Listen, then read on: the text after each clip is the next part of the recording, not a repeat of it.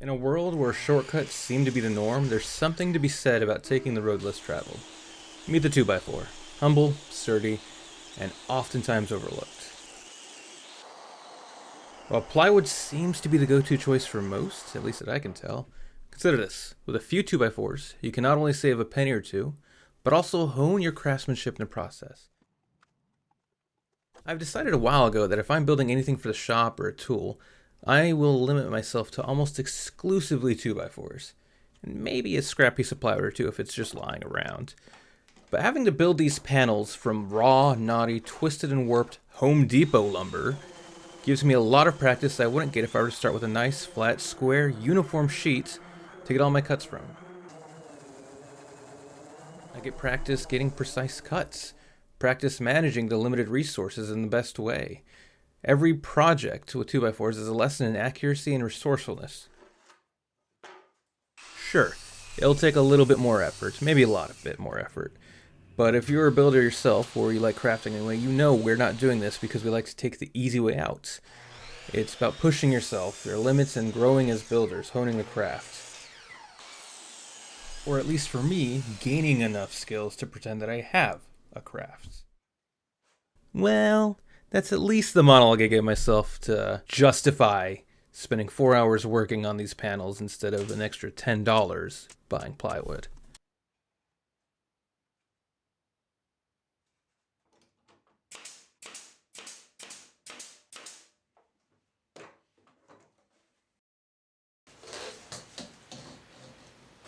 I don't currently have a dust separator, so I have to hook my vacuum up directly to the tool like some kind of plebeian.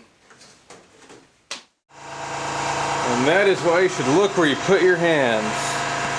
That is a chunky boy. Jeez, that thing is huge.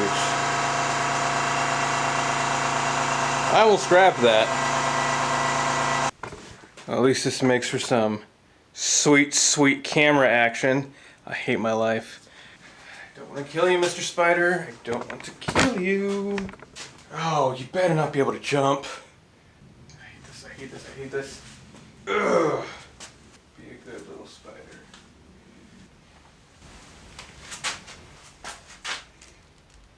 Look at that guy. Better not have laid eggs. Alright, spider's in the yard somewhere. And we'll just give it a couple days before it comes back.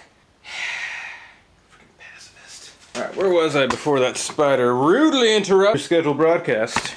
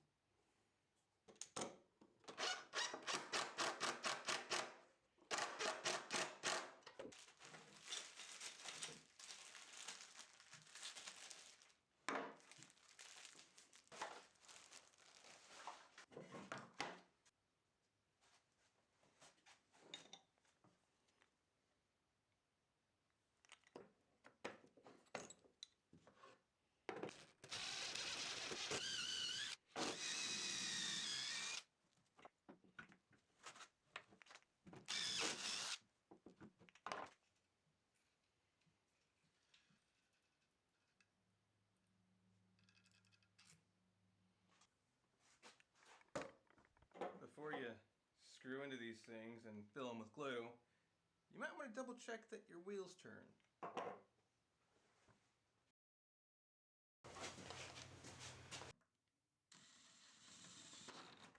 Now, as for the dust separator itself, I looked a lot to see if I could find anything to do DIY online, and Chris Notap, who is a YouTuber with great DIY videos, I highly recommend you check him out. He is an intelligent, smart, very charming human being. He had a great starting point. In his video, he has explains the entire way to build through, but as I started building, I realized it only works if you have the exact same vacuum separator and table saw he has. So it was a great starting point, but almost everything I had to make up on the fly. The only thing, his vacuum attachment and his cyclone that actually goes in, you'll see in a minute, were awesome, and the entire video was worth it just alone to get those ideas.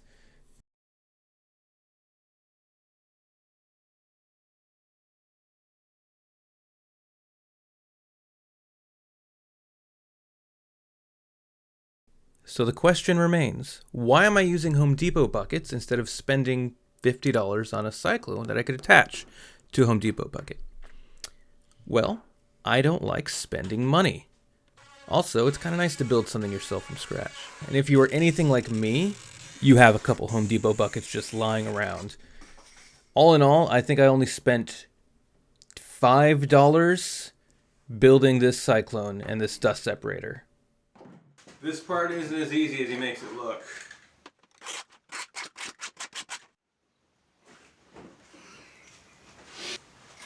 Should I screw something up? Now that we've created this nice angled surface, it'll fit right into that rounded surface on the top of the other bucket. Just put it on top and give it a good push downwards.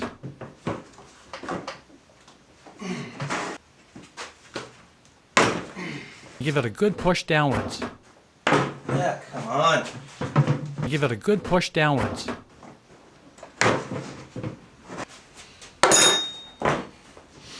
Ah, thought I had it. Give it a good push downwards. Yeah, you piece of penis. Good. Yeah, penises. Push downwards. Motherfucker. Give it a good push downwards. There we go. It's all it takes. Super easy. I'm lying. Alright, so I changed this up a bit because it was compressing too much and Chris Notap is a dirty little liar. Give it a good push downwards. It is so much harder to connect these two. After they're unconnected, spent half an hour trying to connect them. Like, I don't want to do that every single time I have to change it out. So I cut another bucket, pretty much cut it right along this line here and shoved it in. And this will hopefully help it from compressing. I cannot for the life of me get this undone. So that's going to go right in there. Another Home Depot bucket. Cut it right below here and right above the bottom. And this is going to go inside. Like so. I might use screws, but I'm going to see how it works just like this. And then this, what I had a while ago, just goes right on top.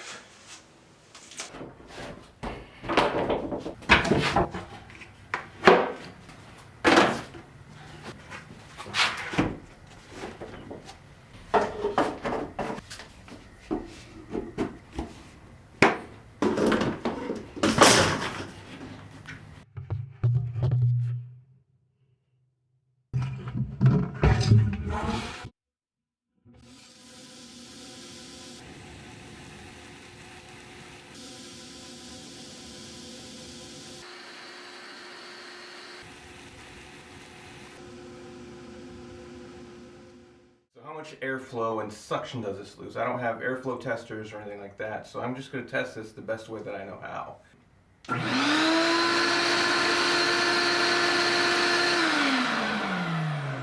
Okay, let's try it with the extension and everything instead of just a vacuum.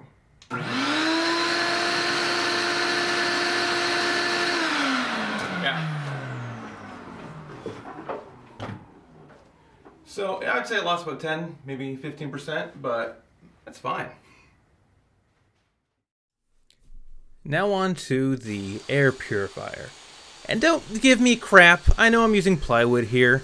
Oh, how dare I use plywood after that monologue about using 2x4s? Look, I had scrap plywood lying around, I needed to build a shroud, and above everything else, I like saving money. 90% of both these projects is still 2x4. The only plywood I'm using is essentially this, and then some 1/4-inch plywood on the base that I had to use. And then a little bit of plywood around the top to serve as a sheath for the shroud. Now, unlike the dust separator, this is something I think is much more economical. One sec.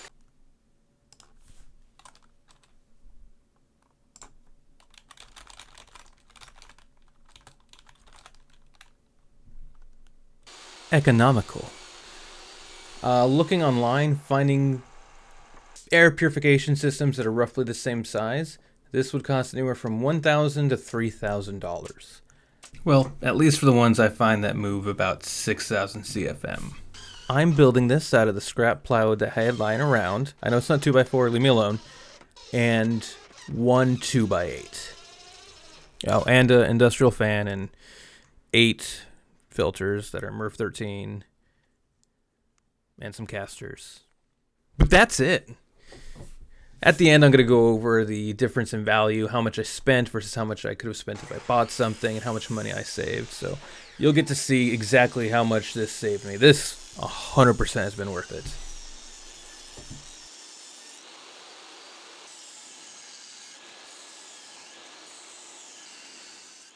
See, look, I'm using 2x4s again.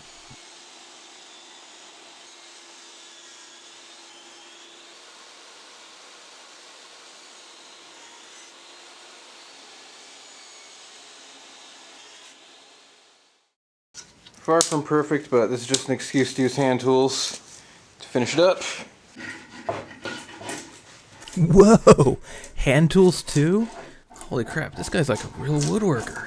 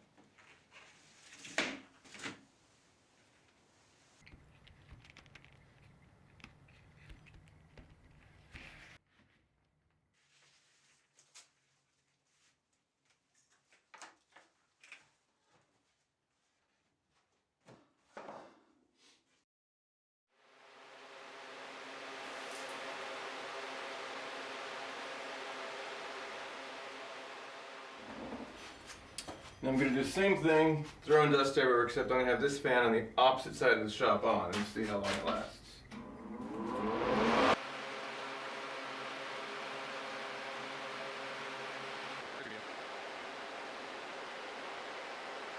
All in all, it took about 3 minutes for there to be no dust. Now, instead of having you sit here and watch the full 3 minutes, this is just time-lapse so that you can see it go by much quicker.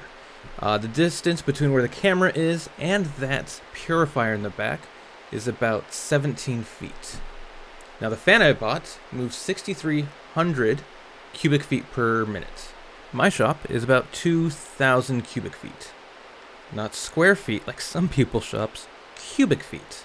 And it took about 3 minutes, which I think is pretty good. If I had this centrally located, it would probably only have taken a single minute. But the fact that I have this on the far corner of where I threw the dust, getting rid of it in 3 minutes, I think that's awesome. So, how much did I spend on this project? I'll go through the itemized list. 2 2x4s by 8, each were $373. One 12-foot 2x4. The vacuum is 16-gallon. I spent $129 on it, or that's how much it would cost today. The bits and bobs from Chris No Taps video, around $5. 16-foot hose that you see me attaching to it, bought that for $19.99. And I used a total of 4 buckets from Home Depot, each costing $4.48. If you total all that up, that is $186.35. But there's a chance you have most of this at home. You probably already have a vacuum. You probably have some Home Depot buckets. I spent a total of $34.43 on this project. Now let's move on to the air purifier and see how much we spent on that. The one 2x8 stud, $13.52. The casters, about $10.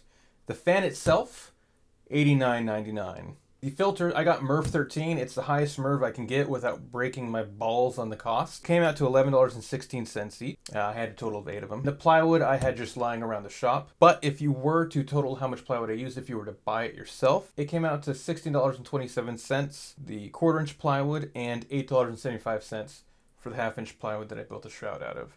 And if we total that up, that comes out to a total of $228.24.